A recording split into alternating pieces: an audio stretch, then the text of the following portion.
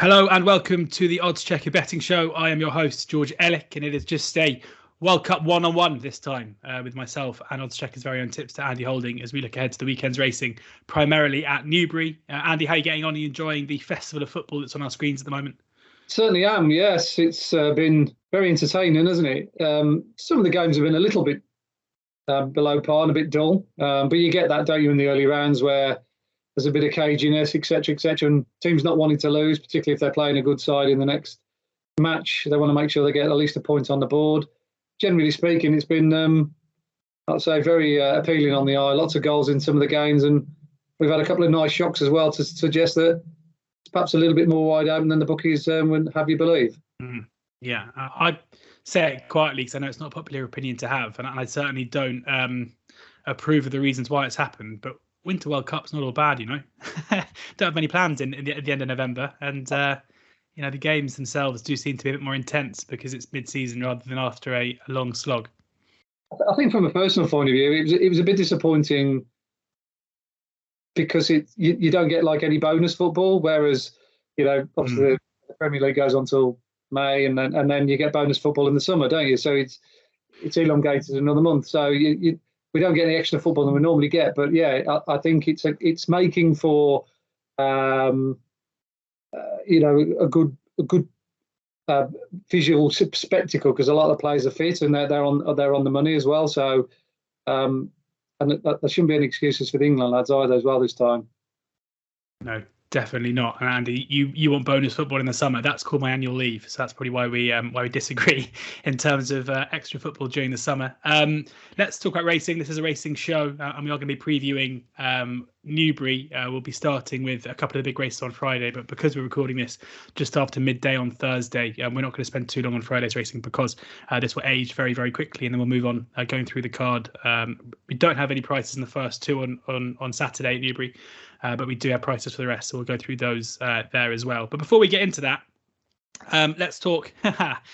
Every time we sit down for a National Hunt podcast, I seem to say this. Let's talk Constitution Hill, because we spoke last week with Paddy about the entry at Ascot, and then we had a real palaver in terms of Nicky Henderson coming out saying the ground was unsafe, despite there being buckets of rain over the course of Thursday and Friday. The field sizes were ridiculously small, with a walkover in the first as well. Constitution Hill is now entered for the fighting fifth at Newcastle at 210 on Saturday, 130 on best price, ahead of Epatante, who's 4-1. I'm pretty sure you'll be telling me that's a bet. But what do you make of the whole circus that surrounded? It's not the first time, and it won't be the last time, that Nicky upsets National Hunt fans with the decision not to run horses in certain places, and especially now looking to bounce and run straight here at Newcastle on Saturday. I think Nicky, more than anyone, divides opinion, doesn't he, amongst racing fans, punters, even bookmakers sometimes, because of his sort of nature. He's very much a long-term man. He basically has Cheltenham on his mind, or Aintree in some circumstances, and just worked his way back. He's very much a traditionalist. He tends to run his horses in the same races year in, year out. It's not broke, don't fix it kind of thing. And it's been a tried and trusted formula for him for decades, isn't it? And that's why he's the leading trainer at the Cheltenham Festival, for that reason. So you've got to trust his judgment and his instinct.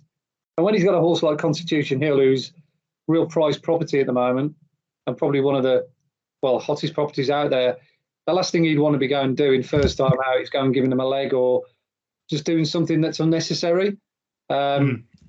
I think we'd all be first to criticise him, let's say, because we're big fans of him, if he went and was out for the season because he won at 4-1 on, which wouldn't have told us anything else other than, he's got 4 legs in each corner. And that was it for the season if you've backed him anti-post, which I have. So from a selfish point of view, I don't really mind. And let's face it, Nicky's not ducking shy of any battles or anything, because he's going to run Constitution Hill against Epatante in the fighting fifth, which is something he doesn't normally do. So you've got to give him a bit of credit for that as well. Yeah, you do, of course. And I think everyone's just looking forward to seeing one of the most exciting horses in training, hopefully lining up at Newcastle on Saturday afternoon. Constitution Hill 130 on. Do you make that a bet against Epatante? I thought 4-1 on was a good bet last week, against Goshen and brewing up a storm. But I mean, let's face it, Eppiton's a different ball game to those two. They're not in the same league as Constitution Hill. So, she should at least give him a race, or let's say keep him honest. But yeah, I mean, if he's going to win the champion hurdle like we think he is, then he's got to be disposing of Eppiton like Honeysuckle did last year. So yeah. I mean, what do you think Nicky Henderson's emotions would be if Eppiton went and beat Constitution Hill on Saturday? Well, he's done his job, hasn't he? At the end of the day, he's a horse race trainer, and he's got to please his owner. So he'll have. Let's face it, this is Eppiton has had this race as a number one target for the whole season. I think this is her champion hurdle in many respects. I don't think she'll go to Cheltenham in March and beat the likes of Honeysuckle and Constitution Hill when they're singing and dancing and fully fit come March. But like I say, first time out, anything can happen. One horse just might be a little bit more streetwise fitter than the other, and you just never know. But I mean, I can't imagine him going there even 90% fit with Constitution Hill, because that's just not the way he does things. He managed to get buzz back from a massive layoff to win the Cesarewitch on his first run for over a year. So he's a master at getting them right first time out. Oh, well, let's get into the racing at Newbury, starting with Friday's racing. And before we do, just going to point you in the direction of the oddschecker app. Download the app now for the best prices, bookie offers, free bets, place terms, and Andy's tips straight to the app every morning of racing, and other tipsters on there too. Plenty of World Cup content as well. So do go and check that out. Andy, we spoke before we went on air about the Friday racing at Newbury. We're going to do the two grade twos. Was it the novice hurdle or the handicap chase you wanted to start with? Yeah, I think there's a lot of good sort of novice limited handicap chases out of the man. We saw one last week at Chepstow, which is a very good one. Sant Segal won it from the Jane Williams team. And I think those races actually are better than the beginners chases. Okay, the beginners chases might have one or two classy horses in there, but they're usually non-events, whereas these bring together good fields, potentially lots of well-handicapped horses. They're often run at a true pace, and I think this is a very good race, given that Soaring Glory is making his not only seasonal reappearance, but chasing debut in a race of this quality, suggests that we're dealing with an above-average field. So it is a handicap, but I actually think this is the most important race on the card, one of the most important races on the card going forward with regards to early season form. So this is the 12:45, the novice handicap chase over 2 miles, an extended 2 miles. Balco Coastal is the 15-8 favourite ahead of Frere Dame at 7-2. Soaring Glory 6-1. That's All Right Gino 7-1, 8-1 Ocon Risk, 10-1 bar those. Andy, where are you looking here in the 12:45? Well, we'll start with Balco Coastal, who flopped in the Imperial Cup, I think, last year, didn't he? When he was sent off favourite. The ground was probably a little too soft for him on that occasion. Much better be on Langadan at Aintree on better ground. I think that's the key to this fella. You look at him, he's a big, strong, powerful unit that gets over the ground really nicely, but he doesn't want really winter ground to disrupt that stride. His mark is irrelevant, really, 133. I mean, it's just a very good starting place, but I think Nicky will be thinking, graded races further down the line, and this is as good a start as any. At his local track, I think Nicky's bringing out all of his big guns in this weekend. So he's well represented in pretty much every race. So he's certainly respected, but price-wise, would I back him over a horse like Soaring Glory, who I think is a better horse at this very moment in time with regards to the body of work he's achieved, and he's available at 6-1. Don't forget, he wasn't far off sort of Virgin on Champion Hurdle class, 12 months ago.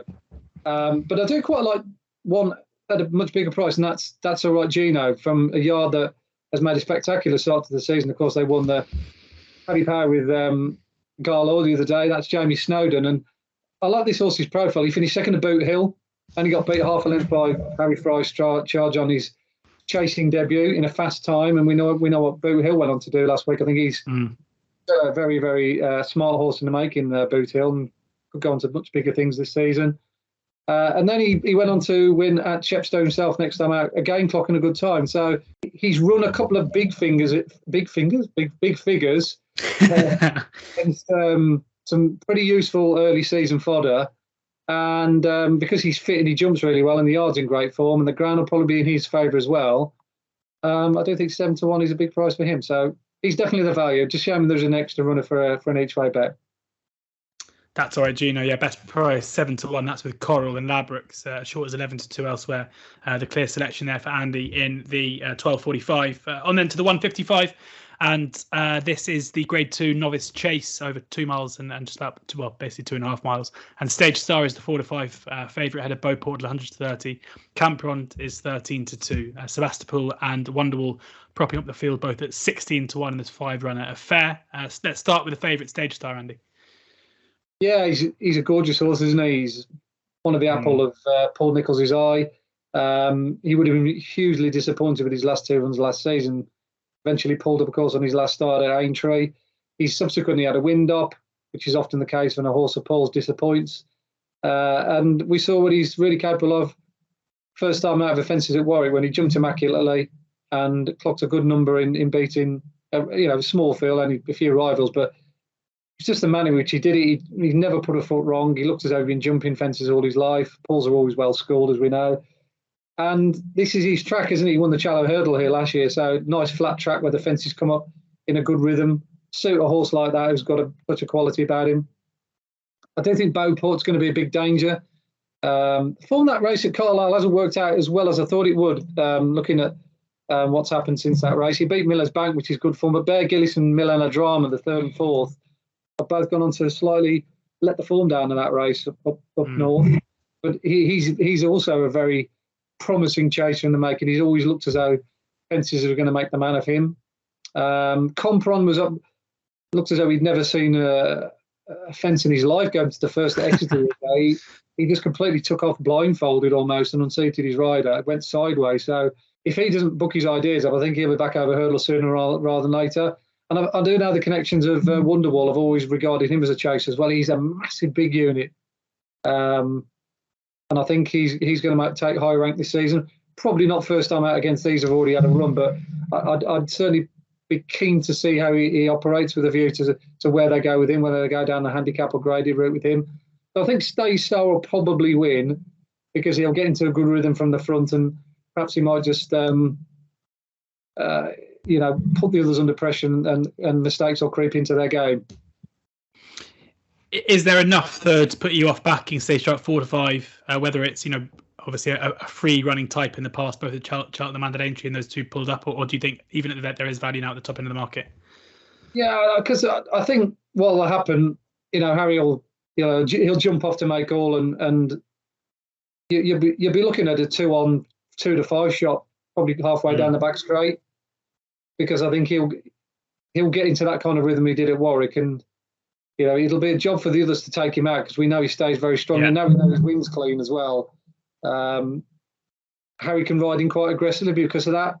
I think perhaps there was perhaps an underlying issue there last year, and it only really resurfaced or came to the surface until it was too late, if you like, in the season.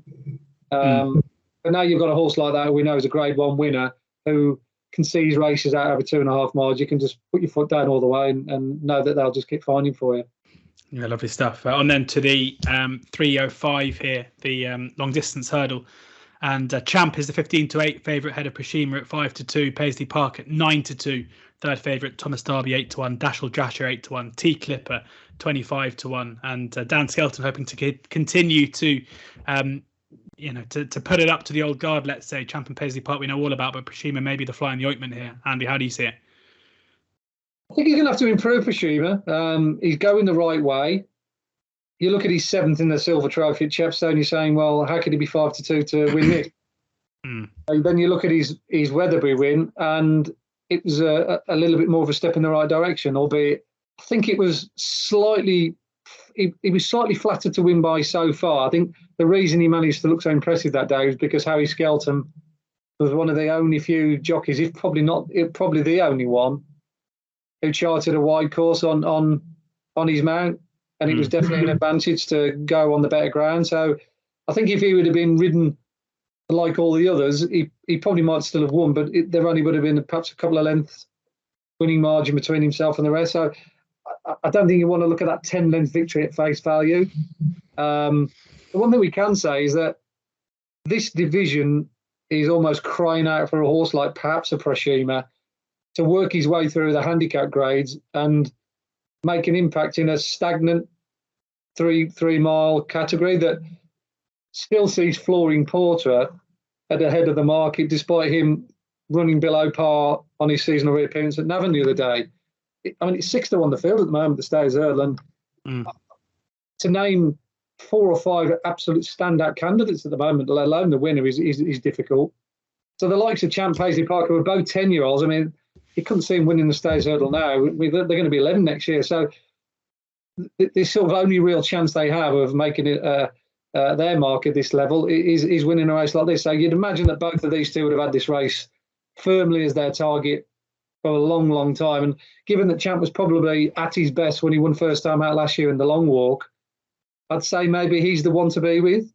I mean, he should have beat Paisley Park at Cheltenham next time, we know, when Paisley missed the break. But I don't think he was really quite the same ever after he won at the long walk. Sometimes those hard races take a lot more out of a horse, particularly a horse of his age, than we think.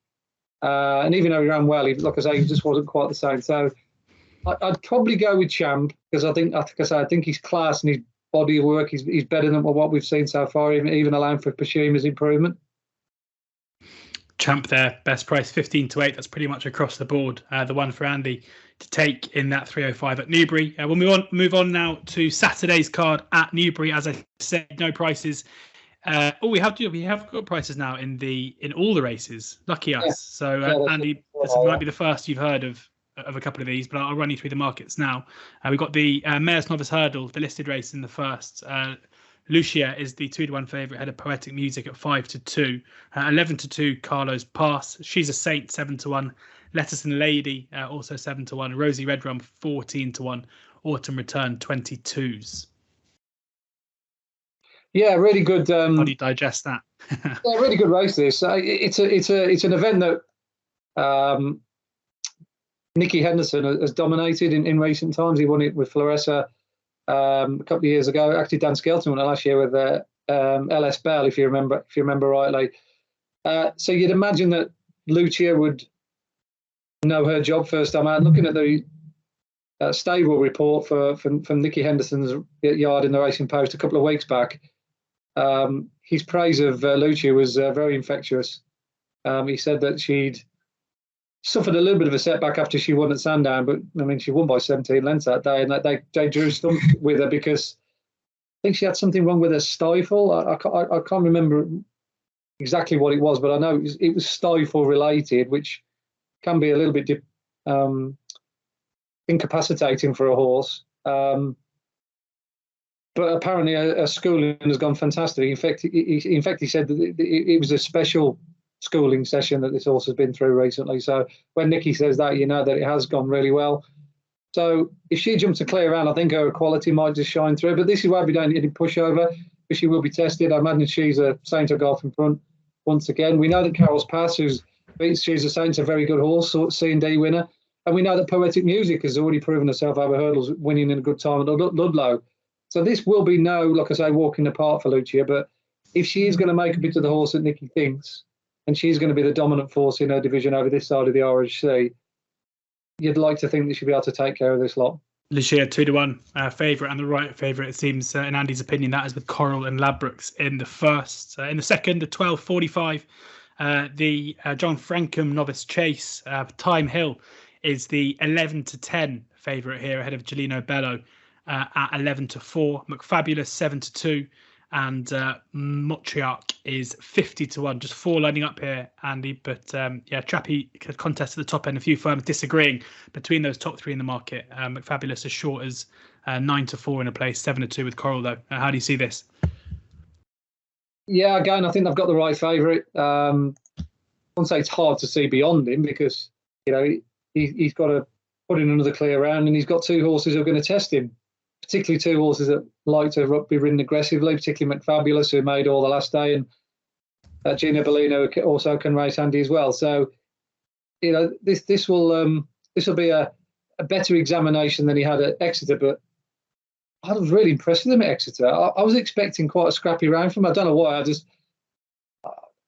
at the back of my mind, I thought, well, is he going to be a chaser? He isn't going to be as good as he was over hurdles. But the answer was very much an affirmative. And although he only beat one rival in the end, who stayed on his feet, Flash Colombe, he couldn't have done it any more easier. And his time figure is very good in comparison to the other two. I've been quite disappointed when I look back at the time figures about Gilino Bello and McFabulous did on their chasing debuts. It's surprising that Tom Hill comes out well clear of those. So I think he actually performed probably a little bit better than we thought when winning Exeter. And we know he likes this track as well. I think he's won the long distance hurdle at least once, maybe twice in the past. So this seems a natural stepping stone for him for the rest of the season. So it's a bit unoriginal, me sort of going down the short end. I'm looking for some value, but I'd rather just say as it is and not try and manufacture something that's not there. And I do think Time Hill is he's just different grade to the other two. Time Hill 11 to 10, best price, Paddy's, Hills, Betfair Sportsbook, Sporting Index, plenty there. Andy thinks again the right favourite. Can we find a bit of bigger price value? Yes. Well, this might be the place to do it. The 120, the Handicap Chase, plenty in here. How many run? 13 runners. Favourite is Killer Kane at 9 to 2. Joint favourite that is with Cap Course at 9 to 2 as well. Mr. Coffee 7 to 1. The Machine 15 to 2. Dublin 4 9 to 1. Captain Nor and Java Point both 10 to 1. 12 to 1 bar those. Give us a big price fancy here, Andy. I'm rather surprised that Killer Kane he's been installed a favourite. He's been quite well back during the build up to this race. Well, Anti-Post, one or two firms have priced this race up early.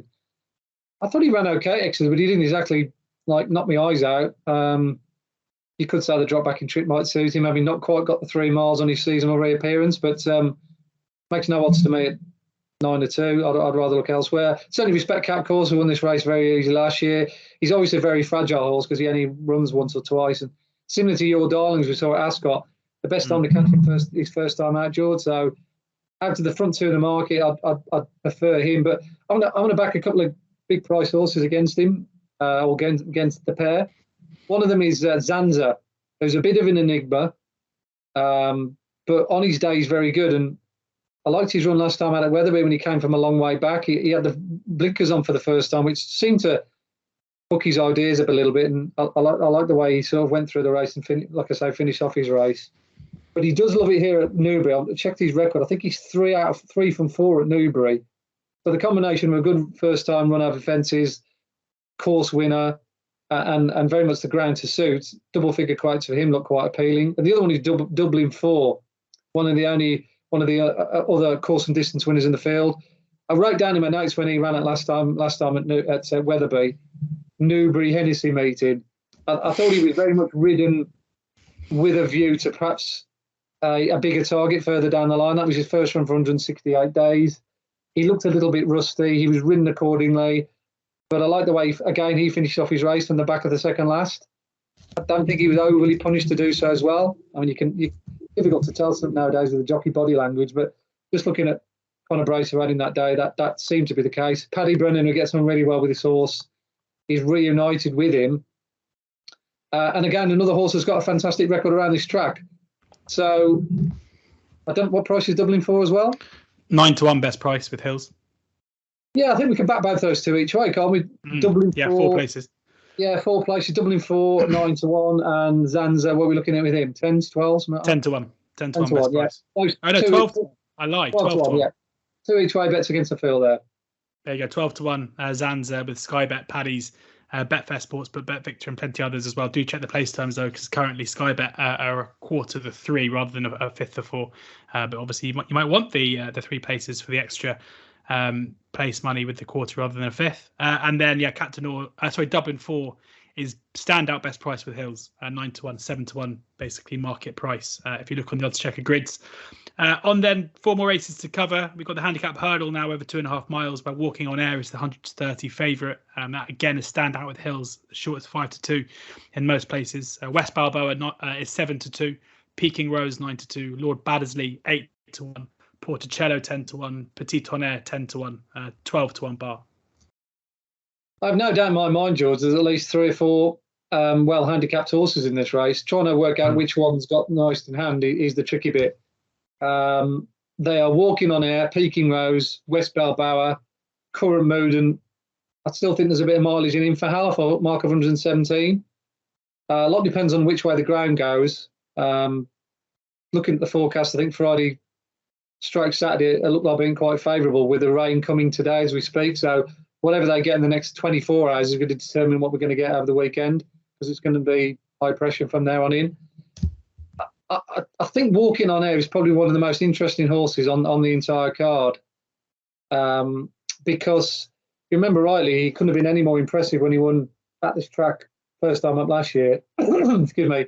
I think he was installed second favourite at that time for the Ballymore, and he was a long fancy for that race for, like I say, for a good way out. Unfortunately, he met a setback, which meant he missed the gig.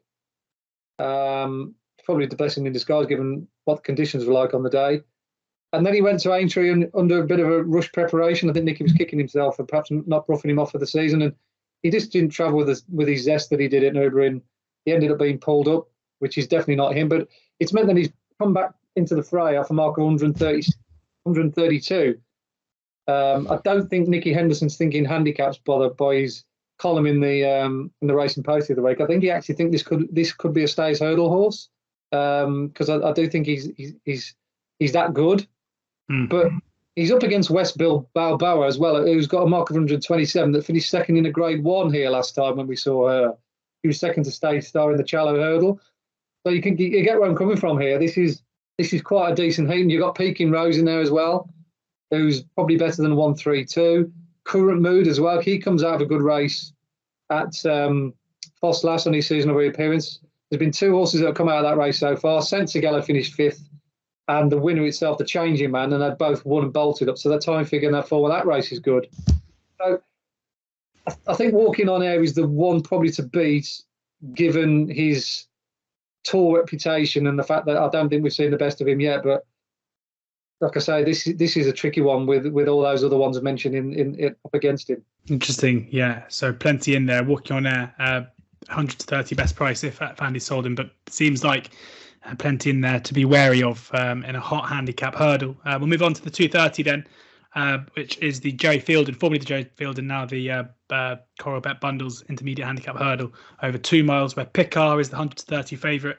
First Street, their joint favourites, First Street also 130 as well. Teddy Blue 4-1, Theatre Glory 9-2, 11-1 bar those. And the favourites come out here, so the race has cut up a fair bit. Who do you fancy the prices? Yeah, I've had a little bit of an interest in Picar during the week. I saw he entered up, and I saw Harry Skelton was jocked up to ride him, so that's good enough for me. I was hoping that the favourite came out, which has been the case, but it's still a very trappy race anyway. I don't think Picar's shoo-in by any stretch of imagination. I just thought he was value at the prices he was. You could argue that still 130 is not a bad shout, given the form of his race at Chepstow, which looked an above-average hurdle going into it on paper, and it's subsequently come out to look even better, given what's happened to the horses in behind him that day. The fourth horse, Time for Tune, he won next time out. I think he's actually, I don't know if he's already run and won. I'm just going to check. Having it now. Yeah, so it's just as I speak. Yeah, he's about to run now. So this the form could be even more better in another 5 minutes time. But I put up a horse called Master Chewy George the last week at Ascot, and I'm still smarting for the fact that the horse jumped the last 2-3 lengths clear and fell at the last. That was a real kick in the you-know-whats. Yeah. But Picard finished well clear of those two horses when he beat Hullenbach, who was very highly regarded by Paddy Brennan and Fergal O'Brien. I have no doubt in my mind that Picard is incredibly well handicapped off a mark of 127. But he is up against First Street, Theatre Glory, two horses from the Nicky Henderson stable have both got confirmed form in better races than what Picard's taken on. This is going to be a different ball game to the sort of winning a novice hurdle. You know, that First Street, he's running against Grade 1 horses last season. So I'm very respectful of those two horses at the top. But as I said, I think they'll have a job on their hands containing Picard if he's as good as what I think he's capable of off 127. Excellent stuff there. Picard 130, the selection for Andy, who's obviously got a nice price earlier in the week. Two more to come. And of course, it is the famous Coral Gold Cup, or the Hennessy, or the Ladbroke, however you want to say it. Now the Coral Gold Cup for this year, for the first time. And Cork Rambler and 300 through 5 and Le Milos are all 7-1 joint favourites at this stage, with Remastered 15-2, Bustleton 8-1.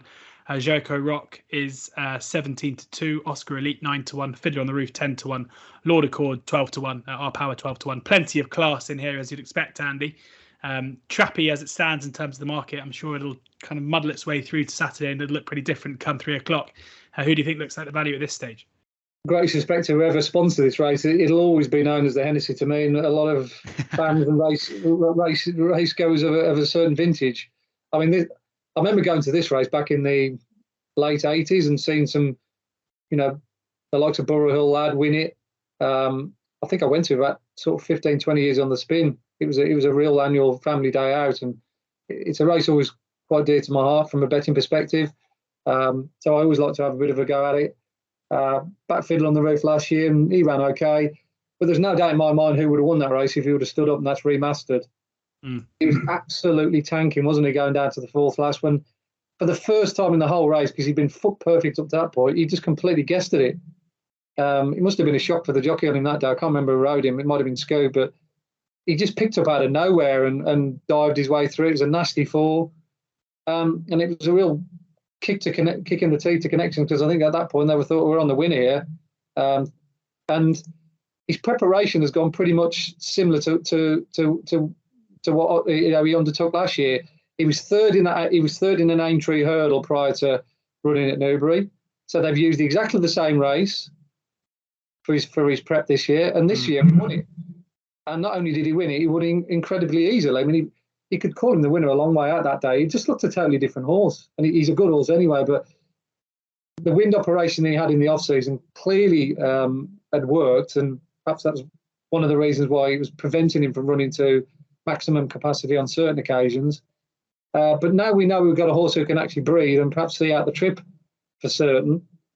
If he jumps a clear out, I can't see him not being there or thereabouts, because he jumps, he travels. We know he likes Newbury, and everything looks set fair for him. Really, the ground should be fine with the rain that's going to come. So, without wanting to sort of name other names unnecessarily, he's going to be my only bet in the race, because I just think he's the one to be with. There you have it. Simple as that. Remastered 15-2 best price with William Hill and with Coral. Who now sponsor the race, best price for Remastered. The champion elect, let's say, according to Andy, putting last year's wrongs to right. The final race on the card is the Handicap Chase, just over 2 miles, Amarillo Sky. Looking to follow up that victory a couple of weeks ago. 6-4, only money. 9-2, Bundoran, 7-1, Eclair Dene, 8-1, as is Monsieur Lecoq, the same price as well, and 16-1 bar those. 8 runners at this stage, Andy. You looking for an each way play with the 8 or taking the favourite? Yeah, it's hard to get away from Amarillo Sky. I'm a big fan of this horse. I think he's a real bonny trier that always gives his best, and when he's on song, he's quite difficult to beat. He's got a good record in small fields when he can dominate. Looking at this field, I think he'll pretty much get a solo up front. Can't see another obvious front run. I mean, Eclair Dane is one that can offer up a bit of resistance from the front, but they'll probably compromise their chances trying to chase a real fit in-form horse like Amarillo Sky. So Brendan Powell might just get his own way up front, and if so, he's a very, very difficult horse to pass. He's got a good record when he's won. He's gone back-to-back before. So, yeah, there was nothing to fault with his win at Chepstow, Cheltenham the other day. He beat a horse that was well handicapped, that was well fancied, Fugitive. And, the fact that he's managed to win at a track that I wasn't necessarily sure would absolutely suit it, because I think prior to that, I thought he was always best on a flat track like this, like Newbury. That's got to stand him in good stead. So I'm afraid I'm reverted to type here, George. I'm going back down the old favourite route here, having put probably about 4 or 5 value bets up in between. Well, Andy, I can guarantee if there's, if all the favourites go in over the course of the weekend at Newbury, there'll be a fair few watchers and listeners to this will have an acca that might pay a few quid. So that's the good news. Amarillo Sky, the one for Andy there at 6-4. Great stuff. Thank you, Andy, as ever, for your time. Do make sure you check out the Oddschecker YouTube channel, where you can find all of these Oddschecker betting shows over the course of the National Hunt season. Plenty of preview content in there as well. Lots of World Cup stuff going on, so do go and check it out. and you can find these on any podcast channel as well. Make sure you download the app where you can find all the best prices we've been talking about in terms of today, and the best prices, bookie offers, and everything else there as well, including Andy's tips straight to the app every morning of racing. Enjoy the football, enjoy the racing. We'll be back next week, but until then, please do ensure that you're gambling responsibly.